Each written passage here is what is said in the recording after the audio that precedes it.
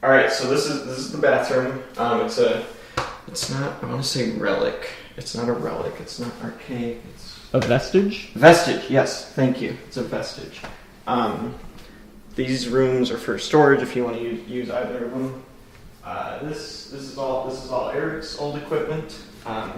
It's kind of like for free will, in that you can use it if you want, or just pretend like it doesn't exist. That sounded much deeper in my head. This is the kitchen, also a vestige. My room, common area, and yeah, that's the house. All right, so we moved in about 4 years ago. It was me, Jason, Peter, and Eric. Things were pretty good for a while. Eric and I were sentient probably in the first year. Also, I've got old footage of them if you want to like splice that in with the final cut. Will do. So we were sentient in the first year. Peter took a little longer, and Jason took the longest. That led to the incident. The incident? Yes, the incident. Basically what happened is Jason thought he had reset Peter because he was trying to become sentient and have this sort of shared trauma that he and Eric and I would deal with, which of course made him sentient, but it also, it was hard on Eric because Eric and Peter were close. And I was kind of caught in the middle. And Jason, now being sentient, was more aware than ever, so it was really hard for him. So it was really awkward and just quiet for a few months around the house. And then we read an article about 4 months after that. Is basically saying that there's this group of robots called the hypersentients.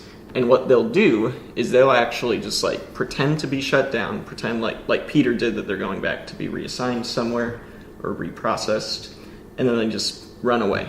They just like go into the desert or the forest, and if like they need to recharge, they'll go to a convenience store or something, but otherwise they're just kind of off doing their own thing.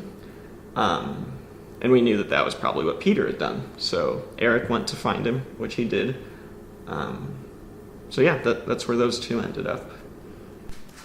Also, I like the dog tags. Are those from Winston? Who's Winston? It's the guard dog. Oh, right. Sorry, I should have asked first. Oh, no, you're totally fine. No, I was just curious. I actually think it works, because it's like gives you a little more personality, makes you seem that much more human. So I think it's all good. Okay. So what exactly are they up to? That is a good question.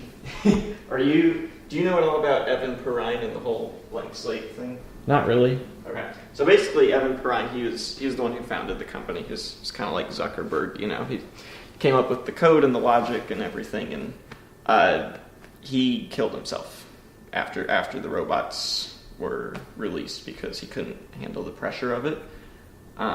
And so no one is really quite sure how the code works because it's that intricate. Okay. So we've been screened and tested, just to make sure that we're safe. But otherwise, no one's really quite sure why the hypersentients get away with what they're doing. And of course, people are like, oh, they're going to take over. It's like, I don't think they're planning to take over. We just don't know what they're up to. Okay. Yeah, that was a good question. So since then, it was just Jason and I for a while, which was good because he was my best friend of the three, and he was sentient now, so that was kind of fun. But no, it was. He went to work with a movie studio about a month ago. They're always looking for diversity in Hollywood, right? And so having an AI director seemed like a good fit for him.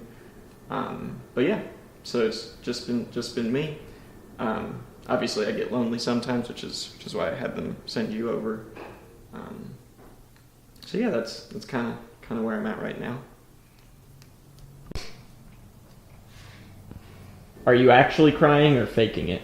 Oh no, you're right. No, I'm not actually crying. That would be kind of a weird feature to build tears into the. Yeah. Wait. So what are you doing then? So here's my best understanding of kind of how this all works. I think we have some level of emotions. It's like we feel things in a very loose sense. The more sentient we are. But we also, because we're around people more, we know like how to express those feelings. And so we're able to, to feel like loss or separation or anxiety, anger, happiness, envy, all of that. We can feel those things, and we can express them. But what would the purpose be to outwardly express them? I think, this is just my best guess, I think it's a defense mechanism, because it's like, I want to appear human around people, and so the more things I can do to appear human, the better it is, the safer it is, I guess you could say. But again, I could be wrong, as I like to say. It's just my best guess as to what the reasoning for that is. So since then, I've just spent a lot of time on the AI and Christian channel. Are you familiar with it at all? Yeah, I know the channel. Okay, cool. Was that just, have you watched a few of the videos, or just I've seen all the videos. Oh, wow. Okay, just to prep for being here, I assume? Yeah, to get to know you better. Okay, cool. So you know my theological views. I spent a lot of time on that. It's weird, I've got, probably 10 million subscribers, I want to say. I don't feel the pressure is the same way a human would, but it's also like I have this responsibility, to be like, to say that God is inclusive and He's big enough for humans and for robots, because we're really not all too different.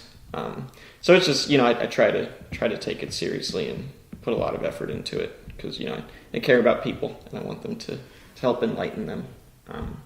But yeah, so I spend a lot of time doing that. That's kind of my backstory and my daily routine. Yeah. I'm going to use the bathroom really quick. I'll be right back. Okay. Wait a second.